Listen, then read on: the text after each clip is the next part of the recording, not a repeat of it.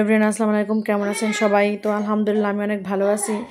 তো আজকে আমি আমার অতিবৃষ্টির কারণে আমার কাপড় চোপড় নিয়ে কী ঝামেলায় পড়লাম ও আমার বাগানের কী অবস্থা হইলো, তো সেটা আবার আপনাদের সাথে শেয়ার করব। তো দেখেন এক গাদা কাপড় চোপড় হয়ে আছে এখানে। তো এগুলা সবগুলোই ভিজা, 2-3টা ছেলে মেয়ে থাকলে যেহেতু কাপড় চোপড় অনেক হয়। তো এখন কি করব, আমি নেড়ে দেবো বাইরে। তো এক বালতি কাপড় চোপড় নিয়ে আমি বাইরে যাচ্ছি নাড়ার জন্য। আবহাওয়া যদিও ভালো ছিল না, স্যাঁতসেঁতে মাটি ছিল। তো আমি আস্তে আস্তে করে হেঁটে যাচ্ছি যে আছাড় না খাই আবার। তো দেখেন এখানে আমি কাপড় চোপড় একটা একটা করে নেড়ে দিয়েছি।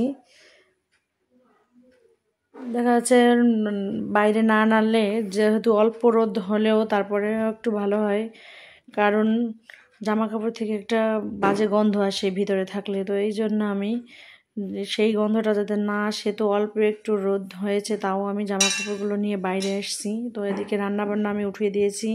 তো রান্নাবান্না রাইখা চুলোয় আমি আবার আসছি কাপড় চোপড় নাড়তে। এরকম 2বার করছি আজকে। তো বৃষ্টিতে আজকে আমার এরকম ধোয়া দিয়েছে, তো একটু পরপর আসে বৃষ্টি। তো দেখেন এখানে ডিম নিয়ে এটা সেদ্ধ হয়ে গেছে, ডিম নিয়েছি ভাজার জন্য। তো এখানে আমি এটা ভুনা করব। তো ডিমগুলো একটু কেচে দিয়েছি যাতে মশলাগুলো ভালোভাবে ভিতরে ঢোকে, এই জন্য। তো আমি লবণ হলুদ দিয়ে এটাকে ভালো করে ভাজা করব, তারপর এটাকে আমি ঝোল করব। দেখা যাচ্ছে ডিমও মাঝে মাঝে খেতে হয়, কারণ আমাদের আজকে বাজার ছিল না, যেহেতু আমার স্বামী কাছে থাকে না, তো আমারই নিজের করতে হয়। তো দেখেন আবার এদিকে আবার সে বাইরে আবার মেঘ হয়েছে, বৃষ্টি আসবে এখনই। তো আমার জামা কাপড় আবার নিয়ে দৌড়াদৌড়ি করতে হবে আজকে। তো এদিকে ওয়েদারটাও ভালো ছিল না বেশি।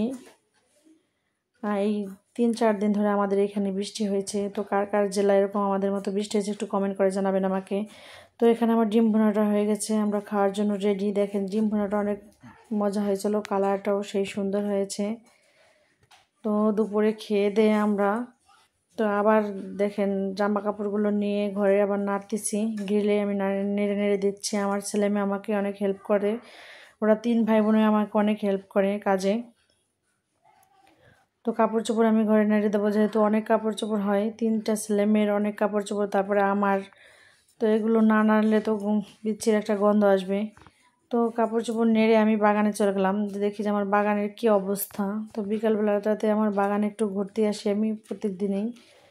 তো আজকে আমি আসলাম, 2-3 দিন আসা হয় না যেহেতু বৃষ্টি হয়েছিল। তো এদিকটাতে দেখেন আমার ছেলেমেয়েরা আবার খেলতেছে। তো বাগান দেখেন এখানে যে আম গাছটা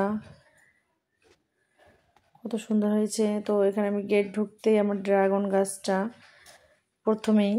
তো ড্রাগন গাছ দেখেন বৃষ্টির কারণে 2টা ফুল আসছিল ড্রাগনে, তাও পচে গিয়েছে। এই বৃষ্টির জন্য কিছুই হয় না, ড্রাগন বৃষ্টির জন্য ভালো না, অনেক রোদে এই ড্রাগনগুলো অনেক ভালো হয়। তো এখানে দেখেন কদবেলগুলো মাশাআল্লাহ দিনে দিনে বড় হচ্ছে। এখানে দেখেন আমার গাছের কত সুন্দর গ্রোথ। ওই কদবেল গাছটা লাগিয়েছি আমি 2 বছরের মতো হয়েছে, তাও কত সুন্দর ফল এসছে। আগে থেকেই ফল আসছে, আরও একবার আসছে ফল। তো আমি কি দেই, সার দেই, কি জৈব সার দেই, আমি আপনাদের সাথে অন্য ভিডিওতে আলোচনা করব। তো দেখেন এই লিচু গাছটাও মাশাআল্লাহ অনেক ডালপালা বের হয়েছে। এদিকে আমার আখ গাছ লাগিয়েছে, দেখেন গাইস আখগুলো কত সুন্দর, আখগুলো অনেক মিষ্টি, যদিও ছোট ছোট হয়, তাও সব কিছু আমার হাতের লাগানো। তো কারো যদি কোথায় একটু জায়গা থাকে, তো সবাই অবশ্যই আমাদের মতো এরকম বাগান করবেন। আমার বাগান খুব প্রিয়, বাগান আমার একটা শখের বাগান করছি আমি। আলহামদুলিল্লাহ, আল্লাহর কাছে হাজারো শুকরিয়া যে আমি এত সুন্দর একটা বাগান করতে পারছি, তো আপনাদের সাথে শেয়ার করতে পারতেছি। তো এখানে দেখেন একটা আম গাছ, এই আম গাছটাও আপনার কিউজাই আম গাছ। তো এখানে দেখেন আবার এই যে আর একটা ছোপ হয়েছে আখ। তো এই আখগুলো মাশাআল্লাহ বড় হচ্ছে, অনেক মিষ্টি আখ, এই ফিলিপাইন জাতের আখগুলো। তো আমি দেশি জাতের আখও আমি লাগিয়েছি। তো এখানে আমি সবজি লাগিয়েছি, আমার আরও সবজি ছিল, তো সেগুলো বৃষ্টিতে নষ্ট হয়ে গেছে। লাল শাক ছিল, আপনার মূলা লাগিয়েছিলাম, পালং শাক, সব কিছুই হয়েছিল, কিন্তু নষ্ট হয়ে গেছে বৃষ্টিতে। আমি এতটুকুন জায়গার ভিতরে আমি মোটামুটি ভালোই আমি সব কিছু লাগিয়ে খাচ্ছি। তারপরে দেখেন এখানে একটা ছোটো সবেদা গাছে আমার প্রত্যেকটা ডালে ডালে সবেদা গাইস। আপনাদের কাছে কেমন লাগলো আমার বাগানটা প্লিজ একটু আমাকে কমেন্ট করবেন আপনারা সবাই। তো এখানে দেখেন প্রত্যেকটা ডাল ডালে সবেদা, আল্লাহর কি অশেষ রহমত আমার এই বাগানের উপর, আপনারা না দেখলে বিশ্বাস করবেন না। এইখানটাতে দেখেন এই পাশটাও একটা আম গাছ, আমের সিজনে এত পরিমাণ আম ধরে, এতটুকুন গাছে মানে না দেখলে আপনারা বিশ্বাসই করবেন না। এখানে দেখেন কলা গাছ, এখানে আপনার কাঁচকলা গাছ, এখানে 2টা ছড়া অলরেডি আমি কাটছি, নতুন গাছ আমার। এই দেখেন গাইস আরও একটা বের হয়েছে। তো আল্লাহর কত মানে দান আমার এটার উপর, বরকত দিচ্ছে অনেক। তো এখানে দেখেন আমার আরেকটা সবেদা গাছে কত সুন্দর সবেদা ধরছে। দেখেন মাশাল্লাহ, অনেক সবেদা, অনেক সবেদা। সবাই মাশাল্লাহ বলে যাবেন। ধন্যবাদ সবাইকে।